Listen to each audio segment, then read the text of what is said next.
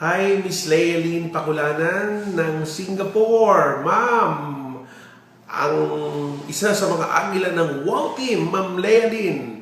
Kumusta po kayo sa Singapore at sa lahat po ng sulok ng mundo? Ito po si Arman Palma, ang Vice President ng Vantage International, na kung saan ay bumabati po sa inyo ng isang napakagandang araw. Message ko lang po sa lahat po ng Wow Team at sa lahat po ng mga OFW sa buong mundo. Ang Vantage International po ay pwede nyo pong gawin na isang another source of income. Pwedeng gawin dito sa Pilipinas at pwede rin pong gawin even dyan sa abroad. Isang napakadaling sistema at napakagandang negosyo na kung saan pwede po na kayong magnegosyo sa halagang minimum of 8,000 pesos or to be exact, 7,999 pesos.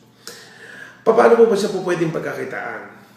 Ang aming pong mga produkto muna, bago ang kitaan, kami po ang kamiseta. Kung pamilyar po kayo sa mga damit na kamiseta, kami rin po ang Milk In Company o mas kilala sa M&Co at kami rin po ang Kungkurso. Aside po sa mga damit, meron din po kami tinatawag na mga food supplement. May mga beauty products, meron po mga lipstick and makeups, blush on at etc. Meron din po kaming mga panghugas ng pinggan, panghugas ng CR or household products. Isang negosyo na kung saan kahit saan po pwedeng gawin. Ito po ay proven, nakatulong po ito not only dito po sa Pilipinas, sa lahat po ng Pilipino, kundi po sa iba't ibang bansa katulad po ng Muscat, Oman, Italy, Hong Kong at iba pong bansa sa Asia.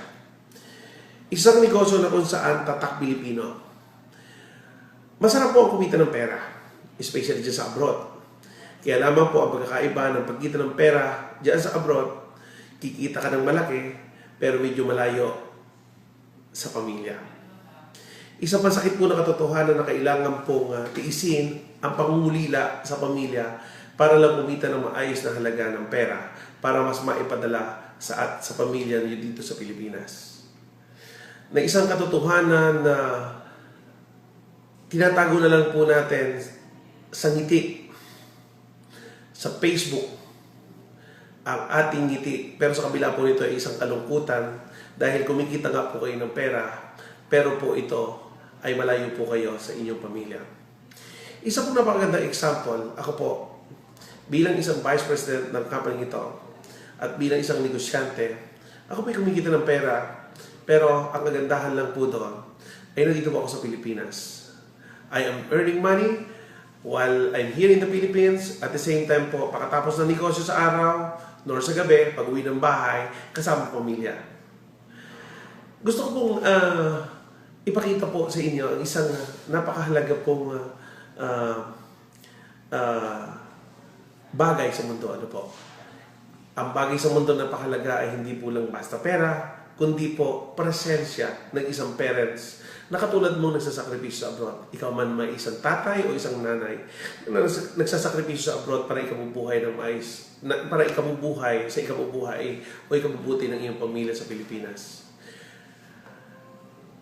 Marami na po akong bansang naikutan at napansin ko lang po, dalawa lang po ang kwento sa abroad. Isang maayos na kwento at isang medyo malungkot na kwento. Sometimes, ang iba po ay malungkot pa ang kwentuhan dahil sometimes iba napapahamak pa. Alam ko naman, kahit nasaan po tayo, ay po pwede pong mangyari mga bagay niyan. Pero iba po, kung sakasakali po, pwede po kayong kumita ng pera dito rin po sa Pilipinas.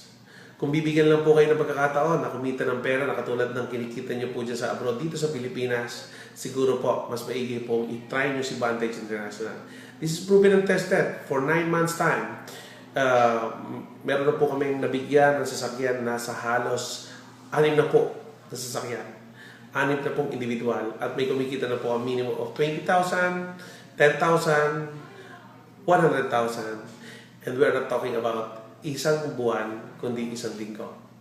Pwede niyo po kami bisitahin sa aming website sa www.vantageinternational.com.ph at po pwede niyo pong lapitan o tawagan ang mga taong nag-share sa inyo ng video pong ito.